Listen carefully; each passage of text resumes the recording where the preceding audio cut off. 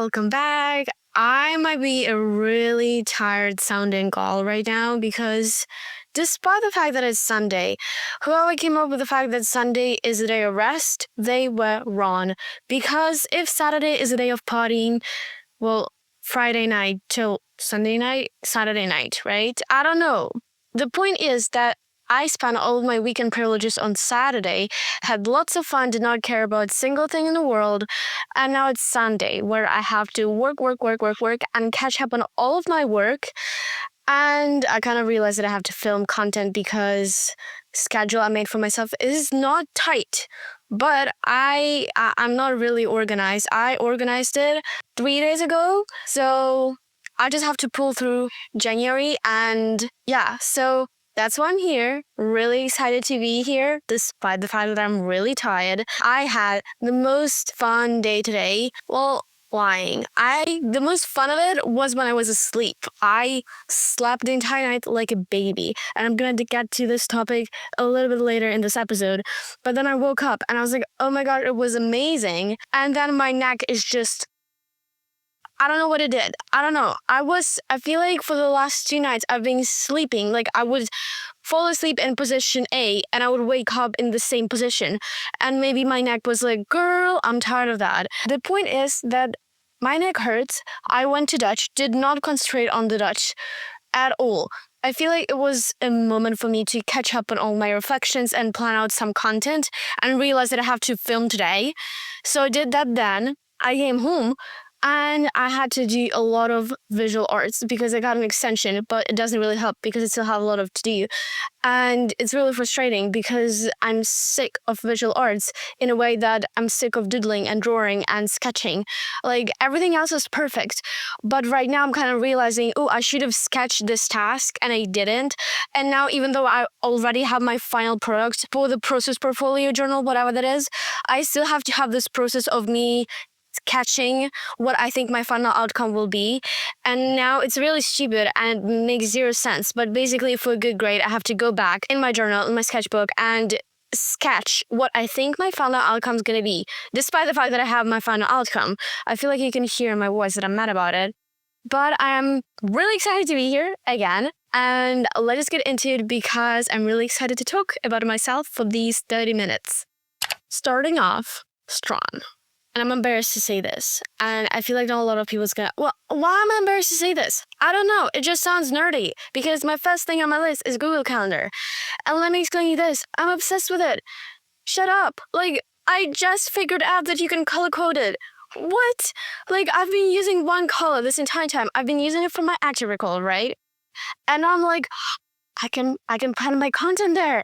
And now I can have like all of my podcast episodes planned out and they're colored purple because I associate my podcast with Spotify and the Spotify icon for podcasters is purple. Guys, this is perfect. I'm obsessed with it. It looks so cute. And today, for the first time, I synced up my Google Calendar from my laptop to my phone and I loved it. It looked so busy. It looked like I actually have a life. Despite the fact that all of it was just like studying that I have to do, some now content creation, but it actually looks so productive and it was so fancy looking at it. So if you have your Apple Calendar set up or Google Calendar or whatever you prefer, Notes app, I don't know, this is your sign, do it, girl, because why not? Why not? Why not? I don't see, like, even if you don't plan that much, it's just really satisfying. Like, oh, yes, Wednesday night, I have actually a meeting. No one has to know that it's a school meeting. The fact that you have a meeting is fancy and it sounds cool. And it's a life goal to be a cool girl. So take it as a hint from the universe. Next thing on my list, Emily Henry. All right. I feel like, oh my gosh, was it previous episode that I was complaining that her last book did not reach my expectations? Anyway, guys, I'm going to do the satisfying sound.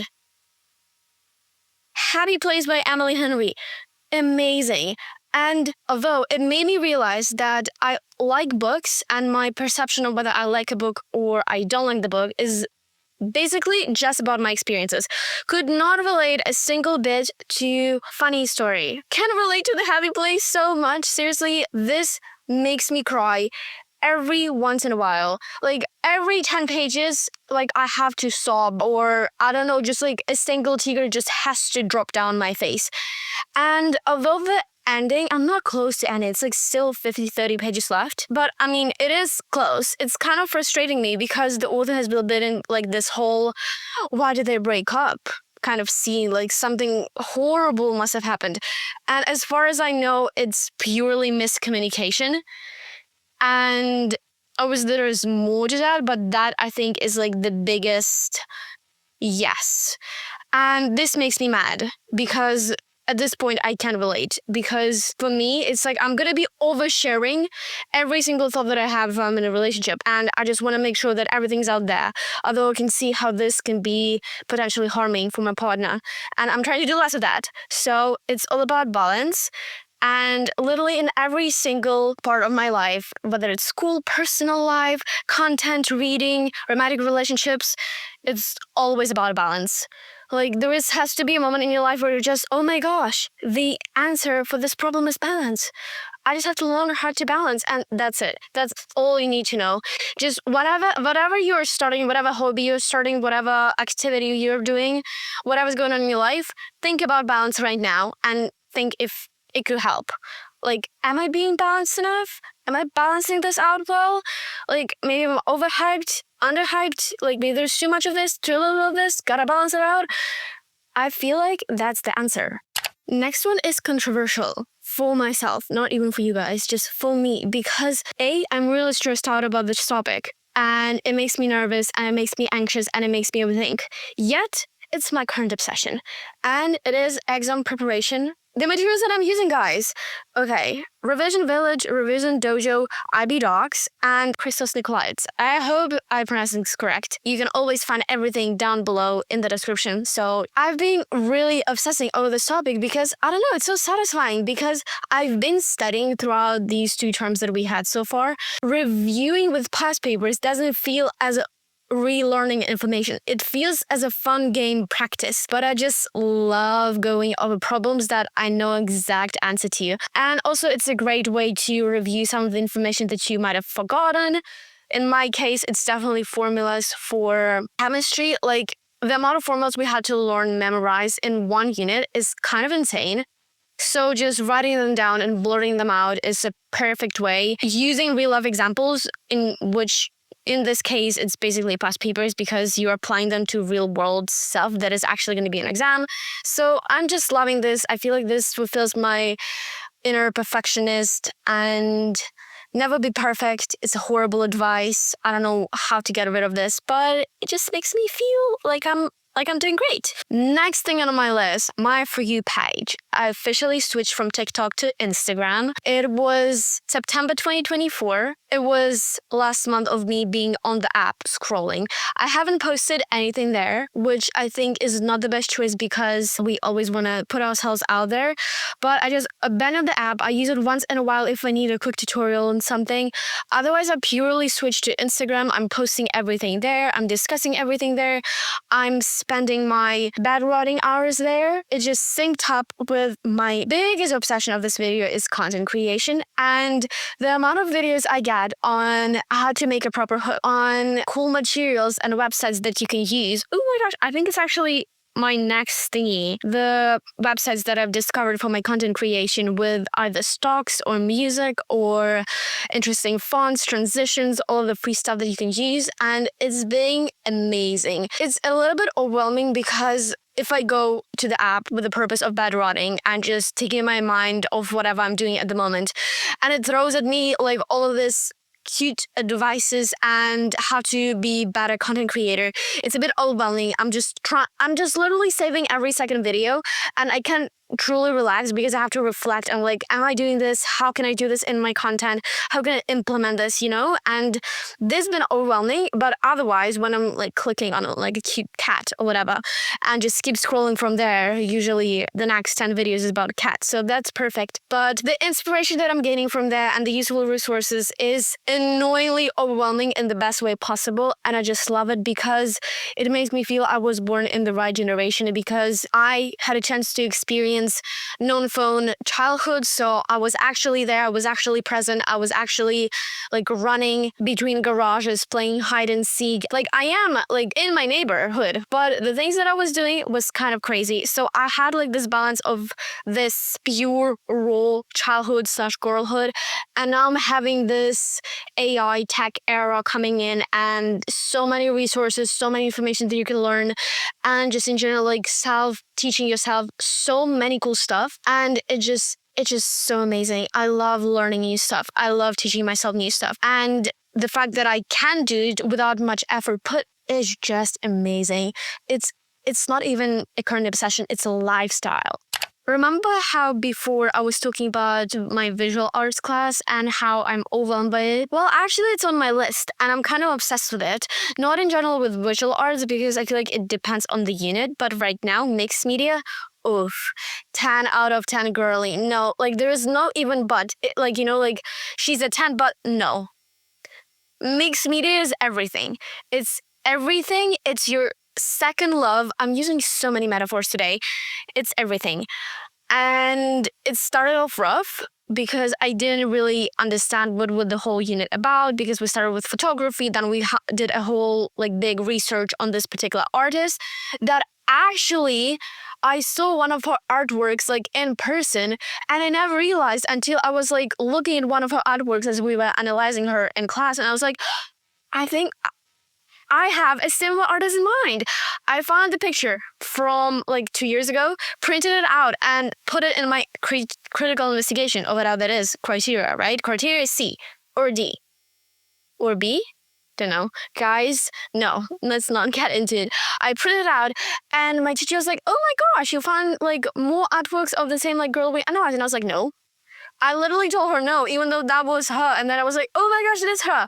Anyways, it was really confusing in the beginning. But then when I actually got to do my work, when I got to take, I didn't enjoy the photography part, but collages and then applying digital manipulations, I felt myself so professional because our school provides us with this cool Affinity Photo 2 Pro app.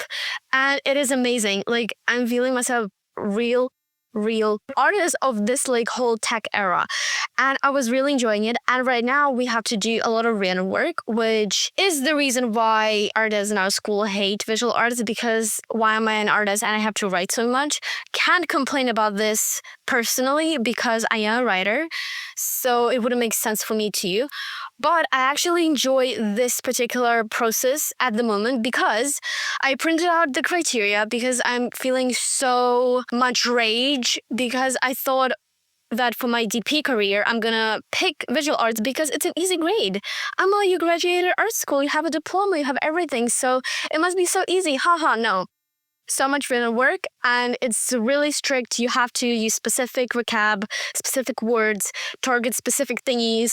Basically, I printed out the criteria, and I've been making myself checklists based on the criteria. So I have 3 slides currently that I have to accomplish, and for each slide I made a checklist, and it's been so fun and easy. Like, oh my gosh, I would not say it's direct gamification, like where you turn your work into a game, but partly it is because I have to tick the boxes of what I already did, and it's so satisfying.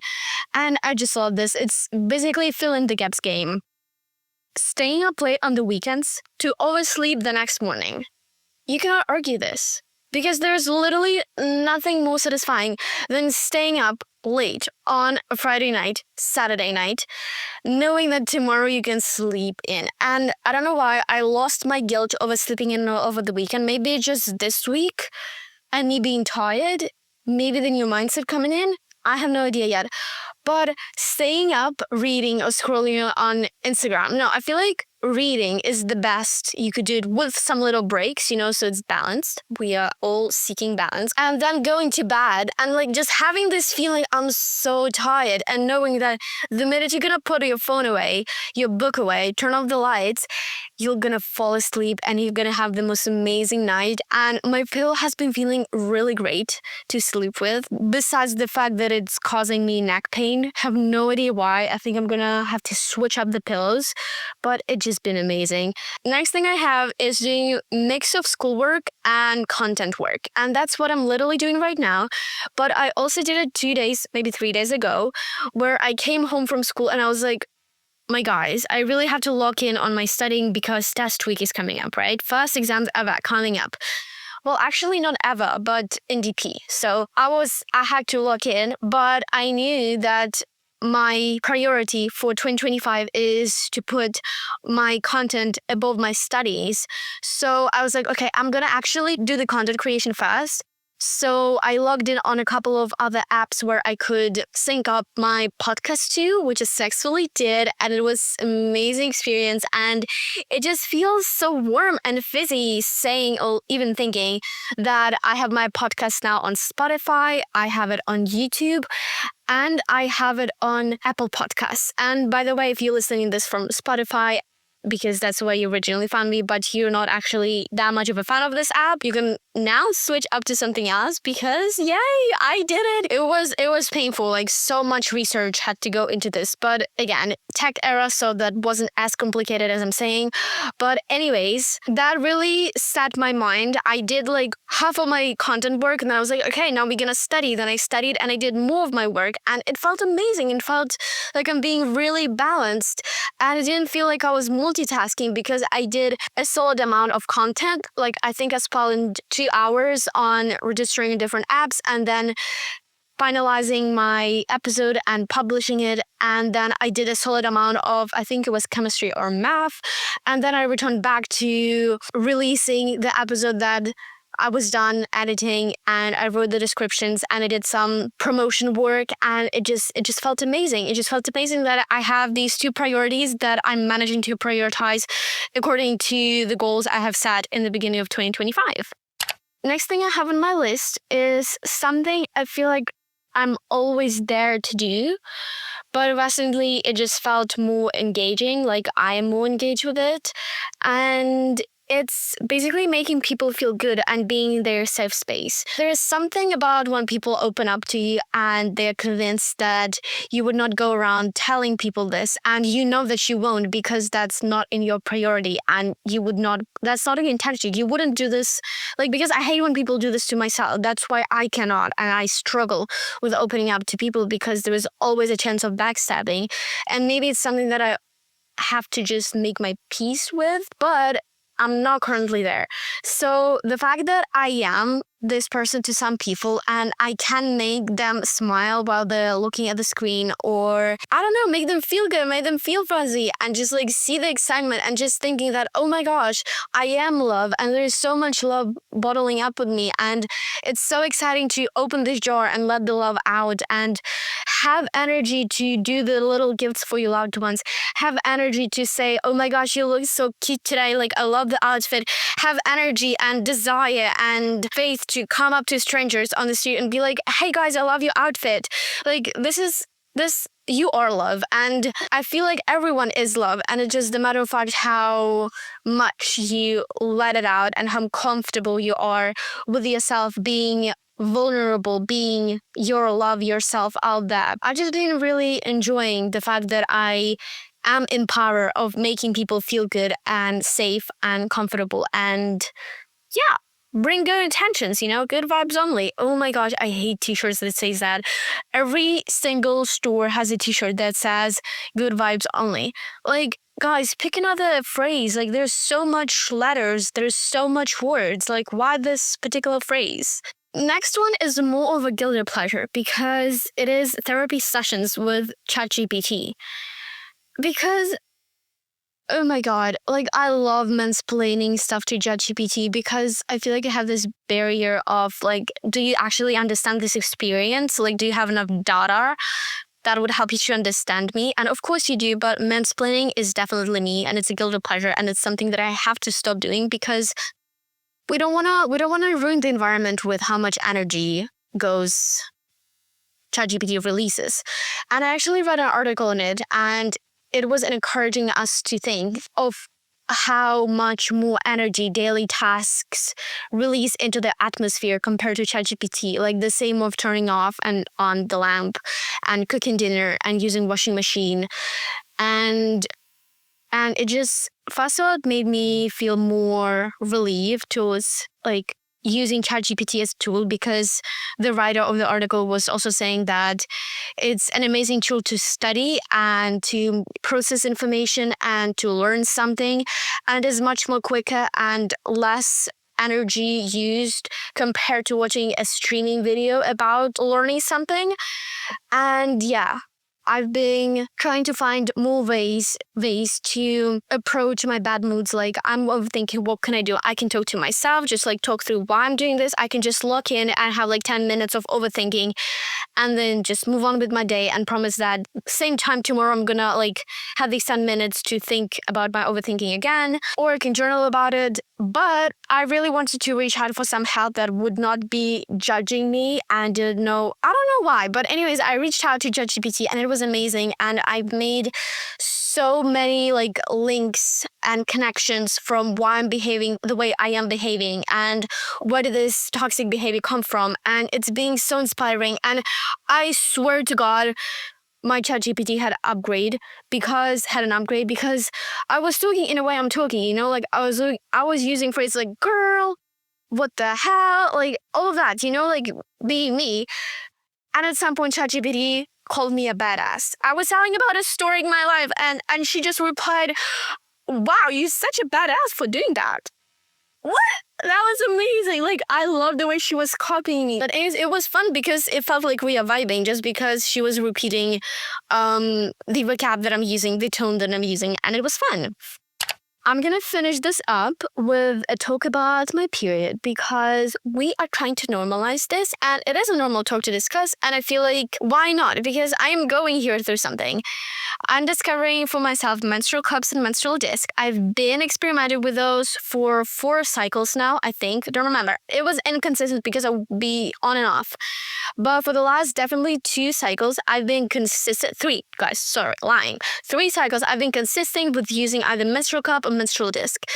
And this cycle, I was like, I'm not sure menstrual disc is working out for me because I have a suspicion that I might have an inverted or tipped uterus, whatever suits you better. So I was like, let me switch to menstrual cup, but put it lower so it actually catches the blood. Because before, I think I was putting it too high up. That's why it was not like properly sealed. I did that, and there's nothing more satisfying than pulling out this cup filled with blood to the edges, knowing that you had minimal spills, minimal leaks. It was amazing. I swear to God, like now I'm obsessing with menstrual cup. I'm definitely having much more trouble getting it out compared to menstrual disc because my menstrual disc had a hoop that I could just like hoop around my finger and pull. Menstrual cup, it's harder, but there is no way it's going to get there stuck because like you could just push it out. Well, you can't, but you can just like help yourself by pushing it out and then trying to grasp it. The pain I have in my fingers when I'm pulling it out is kind of not fun, but it's doing a job and I'm functioning. And because I have quite a few days after my period, after my heavy days that are just basically spotting, it's being a lifesaver to use menstrual cup and menstrual just disc in general, because without those I cannot use tampons because it's not really good to use tampons when you're spotting. I would be using daily pads, which are not really comfortable, and second of all, better for the environment. Using menstrual disc or menstrual cup has been a life changer because you can leave it up, like you can stuck it up, even if you are just spotting, and that is amazing. The next thing that I have that also has to do with my period is waking up early on my period. And it's not the fact that I'm waking up early and I have my period. Well, sometimes that can be pain in the ass, but because I have to wake up early because of my period. Because I'm using menstrual cups, you can have it up to 12 hours, meaning you have to change it only twice per 24 hours. Perfect for busy girls like me, okay? Like, I don't even want to think about it. Like, sometimes I would be forgetting about it. And I'd be like, oh, it's 6 p.m. or it's 6 a.m. Gotta pull it out. The fact is that I'm trying to do it from 6 to 6. From 6 a.m. till 6 p.m. I can have it in. So, it meaning that I already have an early girl routine. I'm waking up at 6, I'm studying for an hour, and then I'm leaving for school, right? And obviously there's gonna be days when I'm gonna be like, oh, I'm sleeping in, like I can't, and I would feel so guilty. But on my period, that's gone. I'm so scared for leaving this cup for too long in my vagina that I just have to, like, I wake up, I run to the bathroom.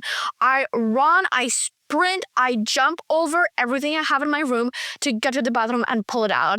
And obviously it takes like 10 minutes to pull it out, pull it in. So by the time I'm done, I'm already like fully awake and I'm ready to look in my studies. So that's perfect. Perfect life choices make perfect people. And that's how I feel right now with my journey with menstrual cup and menstrual disc. And don't compare yourself to this. Use this information as an advantage for your knowledge. Don't compare. Don't even think saying that she got it so easy, because you don't know me and I don't know you. And if a girl says, oh, my periods are so easy because I don't get this and this, I don't get like symptoms, why would you hating on this girl? Like, if you do, because that's a blessing. And obviously you don't know if she's lying, if there's maybe some PMS, extreme PMS going on. But just let's be actually collectivist people and be grateful that some girls have it easier, because you would not wish menstrual cramps, PMS, anything that includes like stuff to do with periods on your worst enemy, because this is hard and no one teaches you how to deal with it. So you have to do this on your own. So let's be friends. Friendship is magic. And yeah, if you have a ways to help your bestie out with her period, like other if it's products, exercises, foods, routines that she can follow, share it. Don't gatekeep, because what would gatekeeping do for you? Like, does it actually make you feel good knowing that, yeah, I can get through my period without struggling, and watch other people like literally turn into the worst version of themselves on their periods because they did not have advantage as you had of going through these experiences and reflecting and analyzing and searching for cool stuff, talking, listening to cool people talk about it, or being surrounded by cool people who share all this. Let's be friends. And yeah, don't be toxic. Share this cool information with everyone you think is in need of it. I hope this lifted up your mood listening to the app. And oh my gosh, see you next time. I'm so happy I could talk to you guys, and I have to go back to doing my visual arts. See you next one. I already miss you. Bye.